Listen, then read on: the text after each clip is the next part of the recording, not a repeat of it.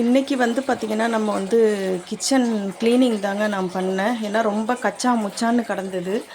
இந்த கிச்சன் வந்து பார்த்திங்கன்னா இந்த பாட்டில்லாம் நான் வந்து கடைக்கு எல்லாம் சமைக்கிறதுனால ஒரே கச்சா முச்சான் இருந்ததுனால இன்றைக்கி வந்து கிச்சன் க்ளீனிங் ஒர்க் தான் நான் பண்ணேன். பார்த்திங்கனாக்கா ஓரளவுக்கு என்னால் முடிஞ்ச வரைக்கும் நான் பண்ணியிருக்கேன். ஏன்னா நம்ம கடை வச்சுருக்கிறனால நீங்கள் என்ன தான் க்ளீன் பண்ணாலுமே சரி, அதுக்கப்புறம் வந்து பார்த்திங்கனாக்கா எல்லாம் கலைஞ்சி போய் தான் கிடக்கும். அது மட்டும் இல்லாமல் வந்து பார்த்திங்கனாக்கா நம்ம ஸ்டவ்லாம் க்ளீன் பண்ணிட்டேன். நேற்று ஈவினிங் என்னால் க்ளீன் பண்ண முடியல. அவசர அவசரமாக நான் கிளம்பி போயிட்டேன். மோஸ்ட்லி பார்த்திங்கன்னா நான் கடை வேலையெல்லாம் முடிச்சுட்டு ஸ்டவ்வெல்லாம் க்ளீன் பண்ணி விட்டுட்டு தான் நான் போவேன். நான் வரும்போது வந்து பார்த்திங்கனாக்கா எனக்கு வந்து கொஞ்சம் க்ளீனாக இருக்கணும் வீடு. அப்போ தான் எனக்கு ரொம்ப பிடிக்கும்.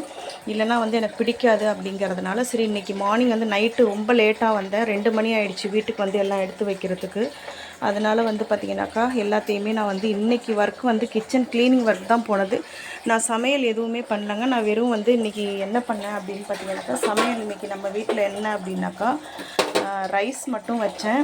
அதுக்கப்புறம் வந்து பார்த்திங்கன்னா நேற்று வச்ச கருவாடு தொக்கு கொஞ்சோண்டு இருக்குது. அப்புறம் வந்து ரைஸ் மட்டும் செஞ்சு வச்சுருக்கேன். கடத்தெருவுக்கு போகணும். கடத்தெருவுக்கு போயிட்டு அதுக்கப்புறம் வந்து பார்த்திங்கனாக்கா இந்த பூண்டு மிளகு குழம்பு வந்து கொஞ்சோண்டு இருக்குதுங்க. இதெல்லாம் வச்சு தான் இன்றைக்கி நான் அட்ஜஸ்ட் பண்ணிக்க போகிறேன். ஏன்னா வந்து இதுக்கப்புறம் துணி துவைக்கணும்.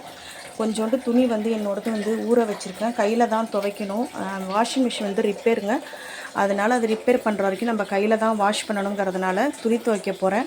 துணி துவைச்சிட்டு நம்ம அப்படியே வந்து கடத்தெருவுக்கு போகணும். கறிக்கடை, அதுக்கப்புறம் வந்து பார்த்திங்கனாக்கா காய்கறி கடை, மளிகை கடை, இலை வாங்க போகணும். அவ்வளோ வேலை இருக்குது.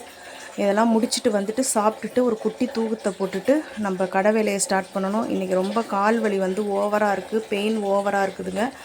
அதனால் வந்து பார்த்திங்கனாக்கா பாருங்கள், எல்லாமே வந்து க்ளீன் பண்ணி எல்லாம் எடுத்து வச்சுருக்கேன். பாத்திரம் கிடக்குது சிங்கில்.